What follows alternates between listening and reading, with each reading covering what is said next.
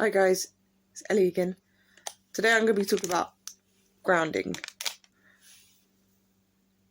So grounding with F&D, you can use fidgets like this coin. This I use anywhere I go. So I suffer with quite a lot of seizures, and I bring fidgets with me. Noise cancelling headphones. They can be, it doesn't matter what size they are, as long as it helps you reduce the sound. I'm autistic, so I have really bad sensory overload. So that can also trigger seizures as well. If I'm having a seizure and I'm out in public, especially when there's like loads of people, if I'm in a noisy cafe or a noisy environment being outside, if I have a trigger with, if I hear a sound like a siren or like from an ambulance or police car, that can trigger off something, because your brain goes into fight, flight, or freeze. I'm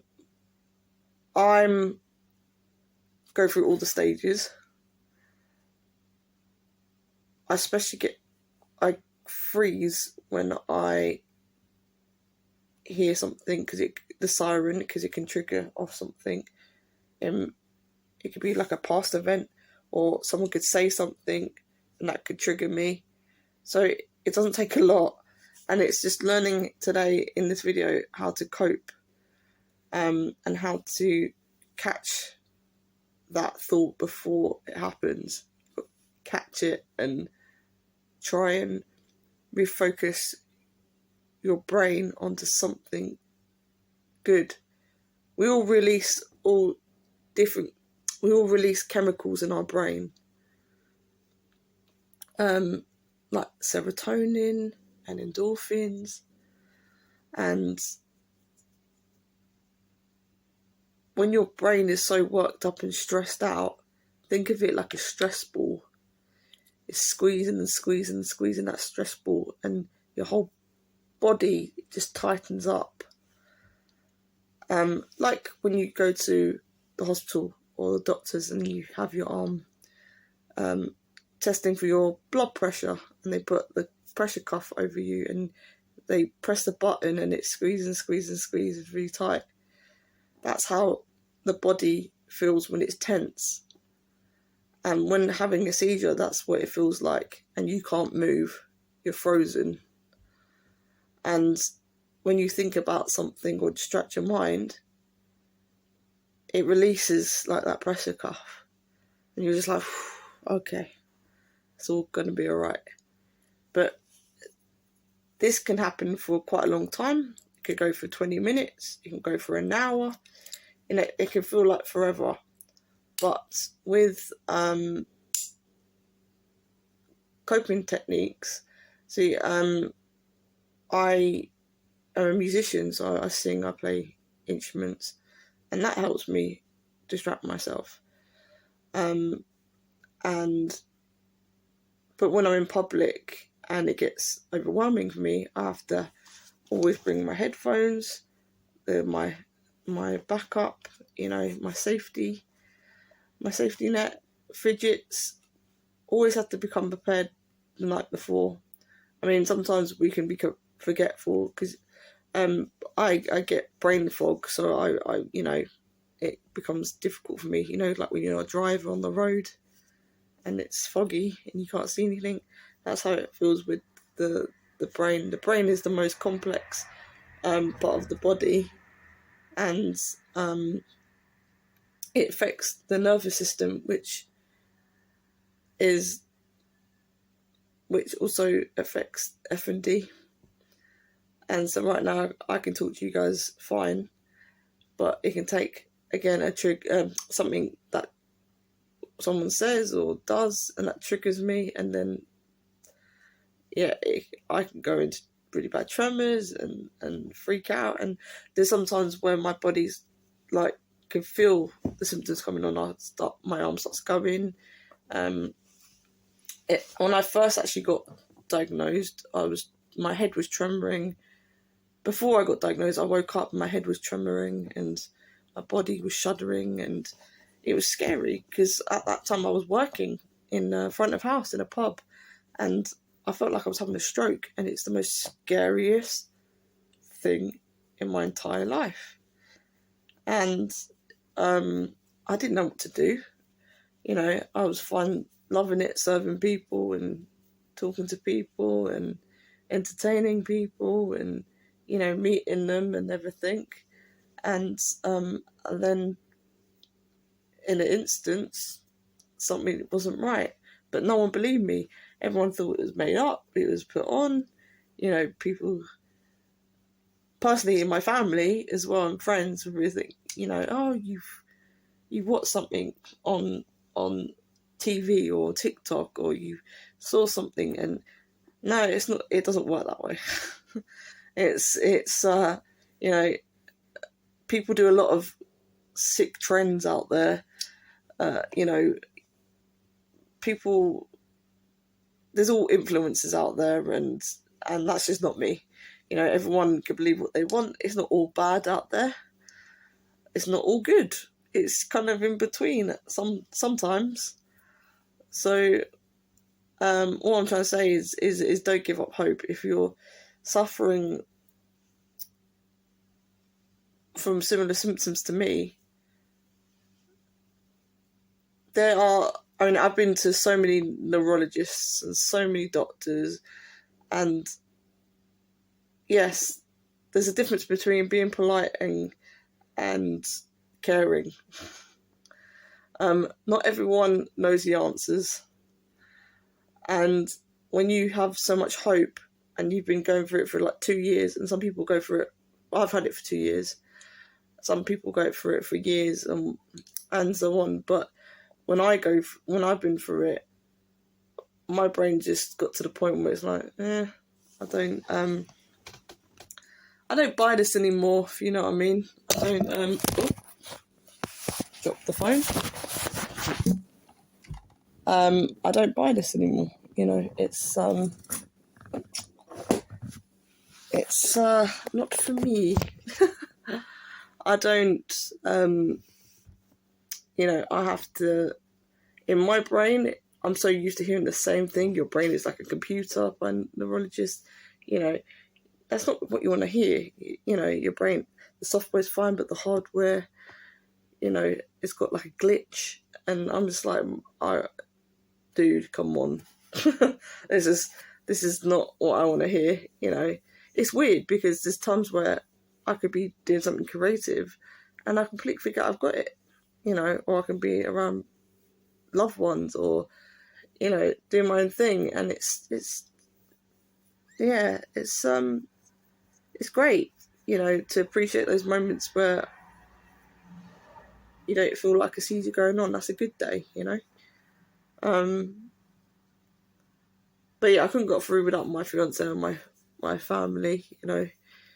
Mom and dad, parents, obviously my parents. My brain doesn't want to work. And my brother's sister, friends, fiance. But yeah, it's all just a roller coaster of emotions, you know. And it can get very lonely and isolated, you know. Especially because I live in supported living, and it's staff changed and people don't know what to do. They don't know what to say.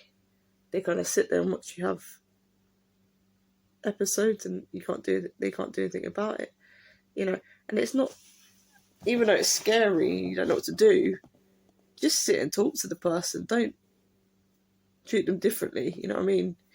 Especially when someone's known you for a long time and then one day you wake up and everything's changed, you know. So it's, you know, you gotta be true to yourself and not give up hope. And there's times where you don't want to get up. I don't want to get up every day because it's difficult. My body doesn't want to work or move, or my speech goes. and I don't want to talk to the world. I just want to hide away. But that's the worst thing, you know. Sometimes you gotta kind of, when you feel like you're okay, you gotta try and get up and get moving, because it's good to keep on the move. Even putting on my shoes in the morning, or brushing my teeth, or getting dressed, it's getting showered.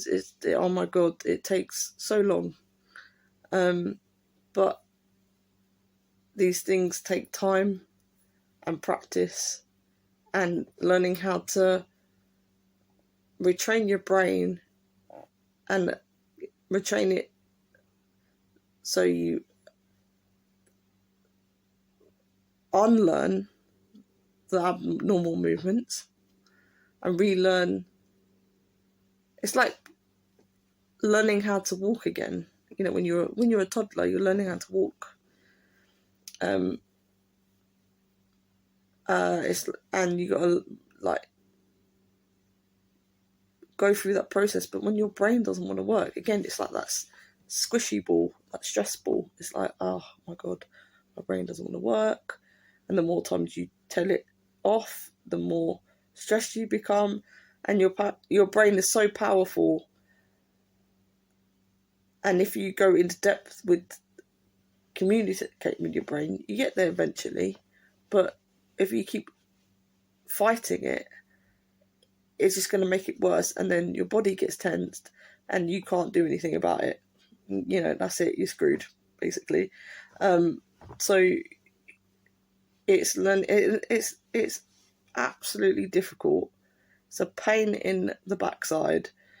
But at the end of the day, again, everything is practice. It will get better.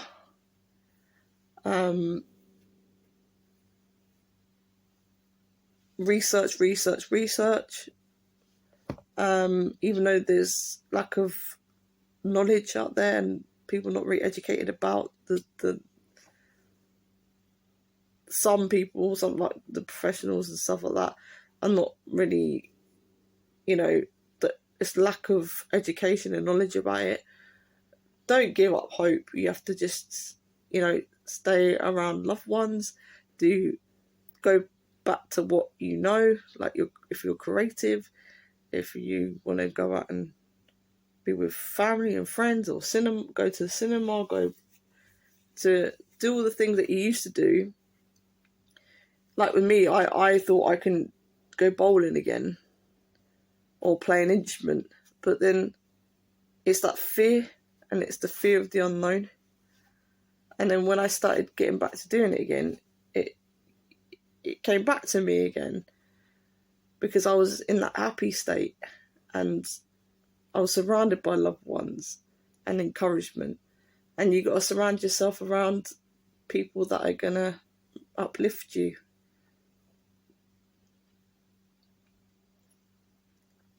I've had a lot of trauma in my past. I'm not going to bore you with it, but I had a lot of trauma in my past, and yeah, it's not fun. It was very difficult, you know, still processing things. You know, there's a lot of things that have still in my brain that are stored, and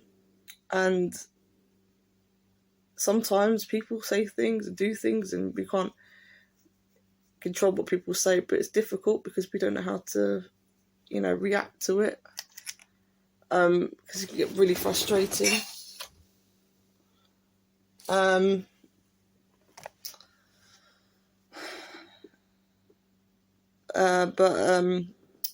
with F&D, when you're storing so much trauma in your body, it's like you're drinking poison. All that toxicity in your body is eaten up inside you, and that's how it feels. Especially when other people talk for you and think they know what's best for you because they want you to recover so quickly. You know, it's not an easy, quick fix.